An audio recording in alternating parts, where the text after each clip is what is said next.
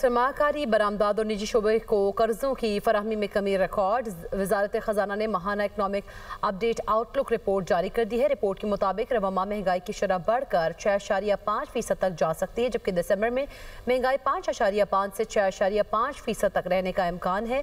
नवंबर 2025 में मुल्क में महंगाई की शरह 6.1% थी। नवंबर 2024 में महंगाई की शरह 4.9% थी। जुलाई से नवंबर सरमाकारी 25.3% कमी से $93 करोड़ तक महदूद है।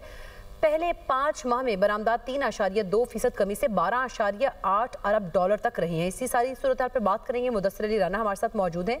मुदस्सिर अली राना, आगाह कीजिएगा, रिपोर्ट में मजीद क्या आदाद-ओ-शुमार जारी किए गए?